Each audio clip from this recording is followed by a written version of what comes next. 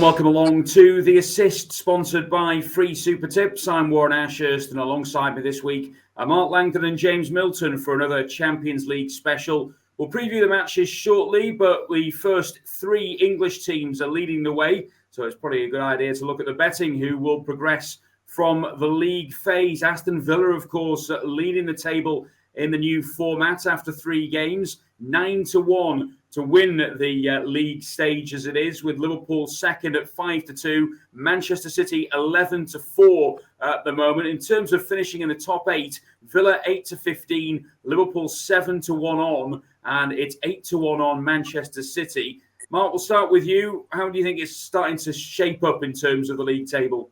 Yeah, I think it's really interesting at the moment, Warren. Are teams bothered about finishing first? I think that's the going to be one of the sort of most interesting aspects of this league phase as it progresses, because it's the first season for it. Nobody's quite sure how many points you need to qualify in the top 8. Nobody's quite sure whether there's a huge advantage to finishing sort of way up the table. My general sort of feeling is that teams should be bothered, because you will be seeded in the knockout stage depending on where you finish in sort of the league bit of it. And I always sort of the opinion that you give yourself the best opportunity by doing as well as you can. I could never understand why teams weren't bothered about finishing first, like for instance in the old format, and of course you can finish high up the league phase and still get a difficult draw, but it's all about sort of giving yourself the maximum sort of opportunity, if you like, and your best option is to finish as high up the table as you can. But I do wonder just how hectic the Premier League is, and we know you watch it week in, week out, just how physical it is, how even as kind of what looks to be a winnable away game on paper, Man City at Bournemouth at the weekend being the latest example. Yeah, it just is difficult, isn't it? And Liverpool and Arsenal are still in the League Cup as well. The FA Cup will be kicking off in early January, while most other teams are resting up over Christmas. The Premier League goes sort of full tilt. So I actually think that the Premier League teams might be sort of vulnerable, despite the excellent start that they've all made. You mentioned the 3 there, and Arsenal were in a nice position as well, got 7 points, haven't they? So English teams have started well. I think there might be trouble ahead. I think that one of the big surprises for me, Milton, when you look at the league format at the moment, is that there's only 2 teams with 100% record so far. That's it, and I think that's why just finishing in that top 8 has to be the priority. I don't think teams at this stage can get too clever about where they want to finish in that top 8. You're looking at the table after 3 games: PSG 19th, Bayern 23rd, Atletico 27th. And I think we've already seen that there is real depth to the competition. Barcelona and Real Madrid have already suffered shock defeats. So I certainly wouldn't be rushing to back Liverpool at 5-2 to top the table. They've got Bayer Leverkusen and Real Madrid in their next 2 games. I mean, things could look very different for them after those games. And as Mark said, the big domestic fixtures are coming thick and fast for them as well. Just looking at the betting, one team I thought might be of interest each way, 3 places available, were Inter at 14-1. They're yet to concede a goal. Obviously started out with that 0-0 draw away to Manchester City. This week, probably playing Arsenal at a decent time at home. Then they've got a home game against RB Leipzig, who lost their first 3 matches. Leverkusen away will be tough, but they finish up with Sparta Prague and Monaco. And you just think, they such a solid side. I think they could be the each way value in this one. As I think Mark makes a great point about the English teams looking plenty short at the head of the betting. And on that note, Mark, I think you're interested in somebody who's actually even lower in the table at the moment than Inter Milan. Yeah, well, Barcelona around about 9-1 to finish top of the league phase. I mean, how interesting! I mean, the groups used to be over by now, and then we've got this wide open betting heat to finish sort of the top dog. So Barcelona 9-1. Next couple of games: Red Star Belgrade and Brest. So I think there's good opportunities there to get maximum points. Another 6 on the board. Away to Dortmund, that's a difficult game. Benfica, I'd expect them to win that one and finish at home to Atalanta. Another tough game, but I think if they can get sort of 6 points from the next two games, then that kind of the table starts to look a lot better for them. If you look at Barcelona, the game they lost was against Monaco when they had a player sent off really early on in that game. But this is a side that's absolutely battered Real Madrid. They've thrashed Bayern Munich, and there's two of the teams that are kind of riding high in terms of the outright market. So Barca are definitely heading in the right direction. They won easily at the weekend. Dani Olmo just come back from injury, got a couple of goals. And I think that's the key thing for Barca. Olmo, Frenkie de Jong, Gavi, all been injured. So they've got a lot of quality to come back, over the next couple of months. So, yeah, I like the look of Barcelona to push the English clubs close in terms of the league phase.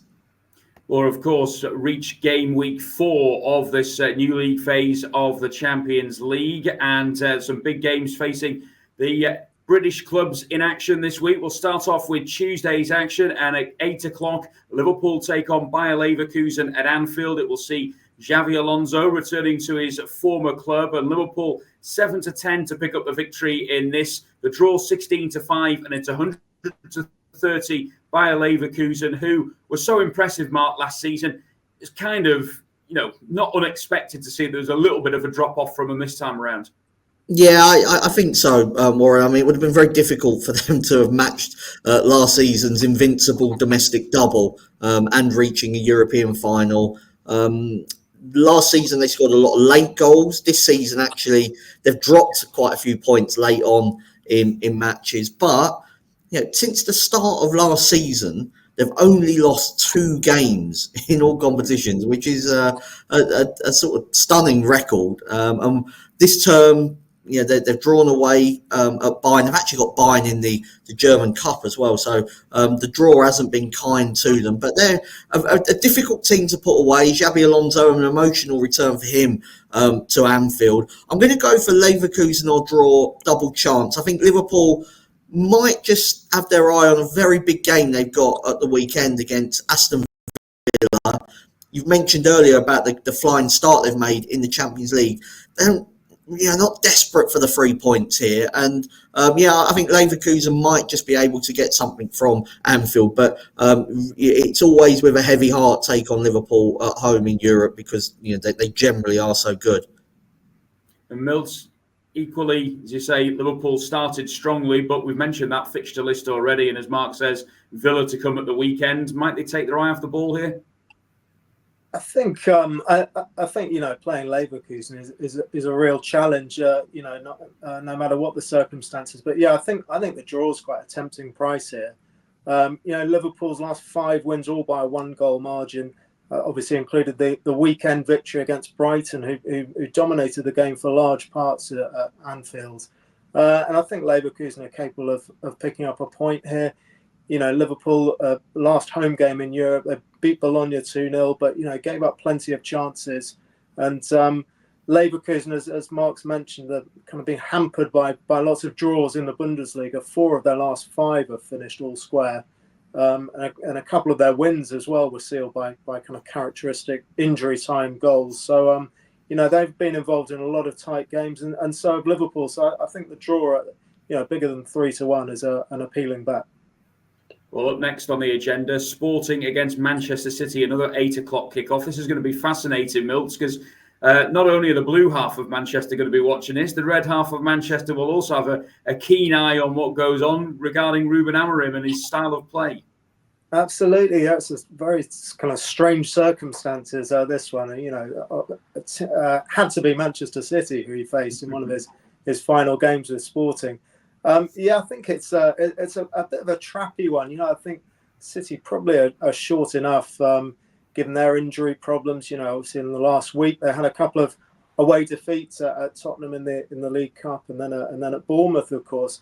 So I think City at around sort of 4-5. You wouldn't be desperate to back them or oppose them really there. I'm thinking outside the box with this one, or probably literally, but Mateo Kovacic to score at any time.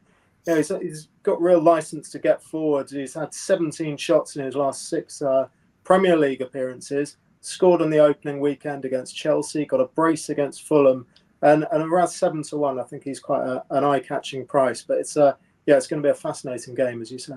As Milton said, City 4-5, Sporting 100-30, and it's 14-5 the draw. I mean, we knew that Rodri being out, Mark, was going to have an impact on City. Are you surprised by just how big the drop-off has been? I am actually, yeah, because if they were beaten at Bournemouth, and Pep Guardiola said they couldn't match the intensity of the Cherries. I saw them up close when they lost in the League Cup at Tottenham, and I think the concerning thing for Guardiola in that game will have been that he still picked a team to win. I know that he didn't start Haaland or bring him on, but there was enough players there to make a big impact. And someone like Phil Foden, for instance, just didn't. And you need, given how many players they've got out injured, like they could really do with sort of Phil Foden catching fire, which he just hasn't done so far this season. I think they have got a lot of injuries. Even when they've won games, though, it weren't that impressive against Wolves, were they? They weren't impressive against Fulham. I think they're slightly fortunate to have as many points as they've got. And I think this is a tough game against Sporting. I'm going for a different goal scorer option, probably somebody that's more obvious, but Gyökeres of Sporting. He's 11-2 to score the first goal. I think that's a nice each way play. He's got 18 goals in 13 league and European games this season. He's only failed to score twice. Absolute goal machine. And City have conceded in 5 of their 7 away games this season. So, match prices look about right. But yeah, Gyökeres is an absolute monster talent. I think the biggest surprise of game week 3 for me was the fact that it was goalless between Atalanta and Celtic in their clash, because that looked to have goals written all over it. But Celtic picked up a really useful point, and they'll now take on RB Leipzig on Tuesday evening. Celtic 9-4 to claim the victory here. It's 23-20 RB Leipzig, and the draw is 13-5. I just wonder whether this potential 3-way title race in Scotland this season, now that Aberdeen have improved, Mark, might help Celtic in Europe.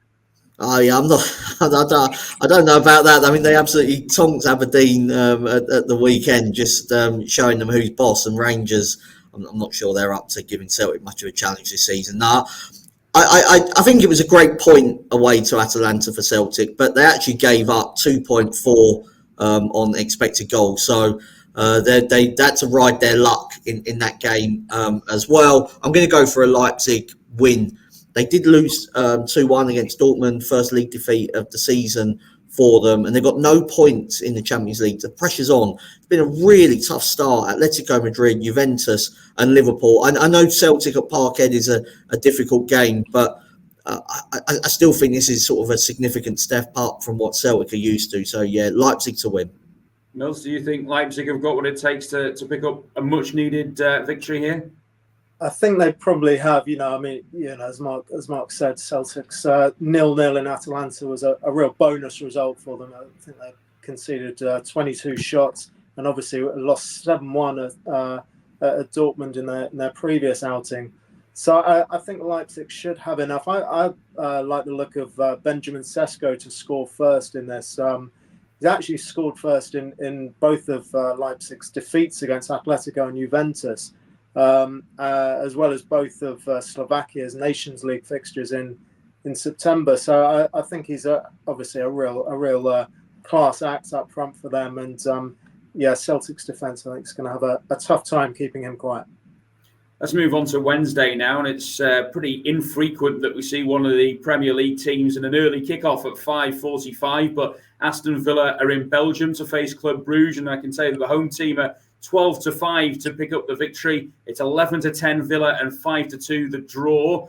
Fresh off that 4-1 thumping at the hands of Tottenham at the weekend. James, how are Villa going to respond? Yeah, I mean, I think the fact that they've started the Champions League so brilliantly, wins to 0 against Young Boys, obviously Bayern Munich, that fantastic night at Villa Park, and Bologna. I think that gives them license to go for it. Another win here would set them up really nicely for a kind of top 8 finish. So I think they'll play with a bit of freedom. Don't always associate Unai Emery's sides with that, but over 2.5 goals looks a good bet I think it's copped in all 7 of Villa's away games actually, and obviously we saw their defensive vulnerability at Tottenham at the weekend. They're leading 1-0 up to the hour mark and then losing 4-1. And Club Brugge have shown a bit in their defeats to Dortmund and Milan. I think they had 10 shots on target in both of those games, hit the woodwork as well in each of those games. So I think they're capable of contributing to a lively encounter. I don't know if it's just me, Mark, but I'm always quite wary of the early kickoffs. Do you have to take that into account when you're looking at your Champions League coupon? I wouldn't. No, I don't think so. I don't think it impacts results. I think it will impact. Probably a good thing for those Villa fans because the lager's strong, isn't it, in Belgium? And, a 6:45 local time, 5:45 our time is probably better than a 9 o'clock kickoff for as far as those Villa fans are concerned. And I'm sure there'll be a lot making the short trip to Bruges. I mean, I was at Spurs Villa on Sunday. I was disappointed with Villa actually. Even in the first half, I felt they were quite negative in their approach. Then once they got in front, they again just tried to sit on their lead rather than actually push on and tried to take advantage of all those Tottenham players that were missing at the back and basically got what they deserved in the end. I mean, I think 4-1 was harsh, but I think they deserved to lose the game. I'm going to go for both teams to score in this match. Villa are still good on the counter attack. We know they've got a lot of forward options, and Duran or Watkins can lead the line. Club Brugge, Milt sort of alluded to it earlier on, but the Bruges' 3 games so far have had 26 shots on target. So they are wide open as well. I saw their game against Milan recently, and I was quite impressed with them when they went down to 10 men. So I think this will be an entertaining affair, more entertaining than the game we're just about to talk about next. Well, I was about to say and build it up and say it was possibly the biggest game of the week in terms of the British sides in Europe, but Inter Milan against Arsenal at the San Siro, 8-5 Inter for the victory, 19-10 Arsenal, and a draw 21-10. Do we think that it's almost like a primary school kid riding a bike and having a bit of a wobble at the moment, Mark, or are the wheels completely falling off at Arsenal? Arteta needs to get the stabilisers. I think it's just a wobble. I don't like the way that they sort of moan about injuries. I just think every team gets injuries. You have to deal with it. Odegaard's absence is really impacting Arsenal from an attacking point of view, but defensively, the team they've been picking, most weeks I think should be good enough to get results, and it hasn't been in terms of wins. So they are in a sticky spot. I think they're they are too negative at the moment. I'd be interested to get Milt, as an Arsenal fan, his thoughts on that, or whether that's just my sort of blinkered view watching Postecoglou's Tottenham every week, and everybody feels like they play like George Graham on the back of that. But I'm going for a draw in this game at San Siro. I don't think it's a bad result for either side, the way that the league's planning out at the moment for both. Inter already had that draw against Man City, so we know that they're good defensively. Arsenal scored 5 goals in 6 away matches, and outside of set pieces, just don't think they're doing enough. So I think it'll be a low-scoring game, this one, and that's why I'm heading towards a draw. I think all the neutrals, Milts, will probably agree with the majority of what Mark said about how the team has differed from, say, last season to this season from an attacking point of view. Is that something that's just shared by most of the Arsenal fans? I think there is frustration. Odegaard is such a significant player, and impossible to replicate what he brings to the side, both in terms of the kind of pressing and the creativity and the on-field leadership, which you probably say has been lacking a little bit while he's been out. So I think it's understandable. Last season Arsenal didn't look particularly fluent in attack until that miraculous January trip to Dubai, and then they started firing in goals from all over the pitch. It's not crisis time, but yeah, like Mark says, I think this is going to be another tight game. I don't expect Arsenal to cut loose against an Inter side who, like Arsenal, haven't conceded a goal in the competition so far. So I like the look of one or both teams not to score. And that's actually been a winning bet in 8 of Arsenal's last 10 Champions League games this season and last season. And one of the exceptions was a dead rubber against PSV last season when Eddie Nketiah scored the goal for Arsenal. Yeah, Inter had a 4-4 draw with Juventus last month, but I can't quite see that correct score landing again. So, a tight game, and as Mark said, I think a draw would probably suit both sides. Inter's, I think 3 of the last 4 wins have been by a 1-0 margin. Yeah, I'm fairly negative about the prospects of goals in this one. Okay, well, just to confirm, it's a Wednesday 8 o'clock kickoff for Inter Milan against Arsenal. Up next, it's our match in focus.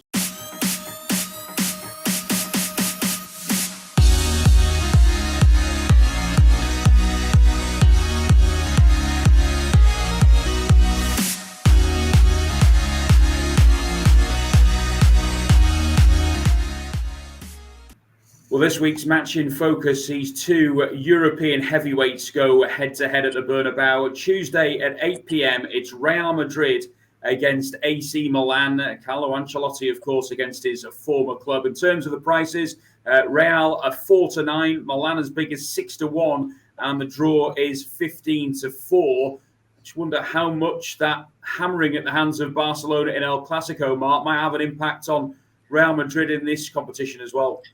Yeah, I mean, it was an absolutely shocking result. First half, they played well in Clasico. Just Mbappe kept on getting caught offside. I mean, he scored what looked like a good goal, but he was offside, and maybe that changes the whole game just before half-time.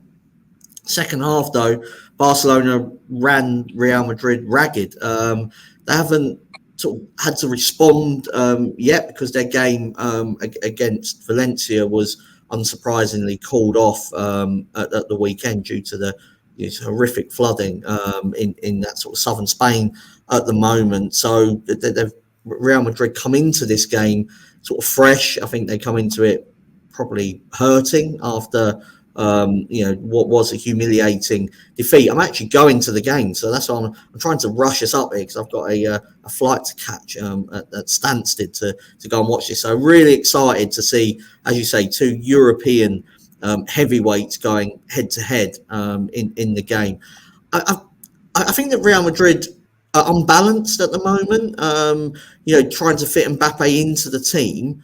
But I just look at their team and I look at Milan's team, and Reinders, I like him in the Milan midfield. But outside of that, not sure that they've kind of got the quality Milan that is, I suppose, what you expect of a team that's called AC Milan. And so while on paper it looks like these 2 real heavyweights going head to head, 95% of the stars are going to be in the white of Real Madrid in this game. So interested to see how Milan kind of stem the tide against what Real Madrid have got going forward.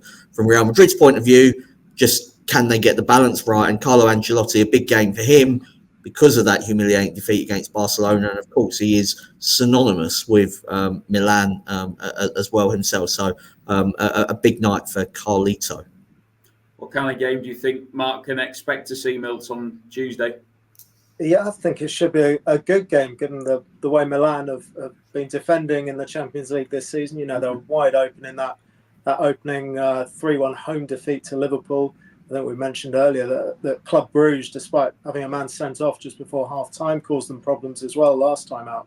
So I think over 3.5 goals looks a solid bet. It'd be fascinating to see how Real respond to that El Clasico result.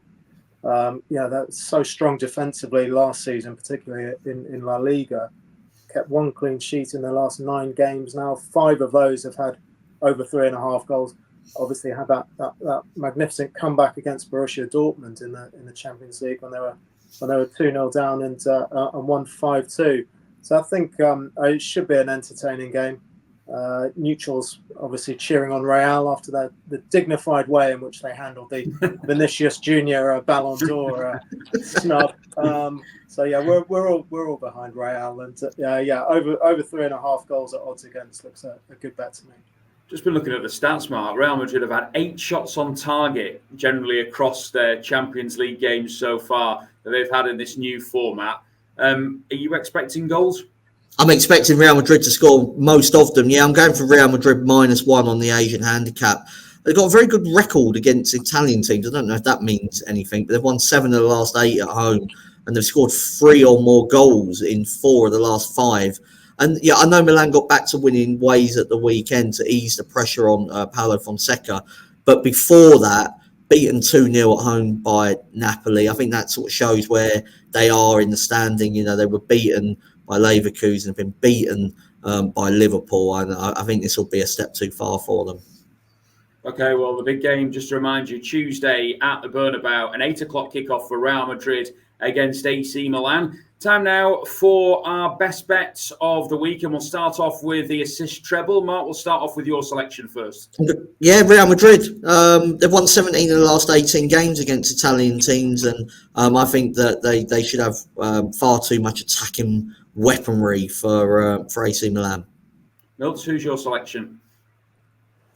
Yeah, I'm going for Feyenoord to beat Salzburg. Feyenoord were 4-0 down at half-time in their opening game against Leverkusen. Bounce back from that with away wins at Girona and Benfica, which that second win was really impressive.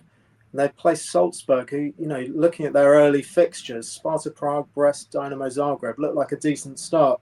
They've lost those games by an aggregate of 9-0, so I don't fancy their chances in Rotterdam.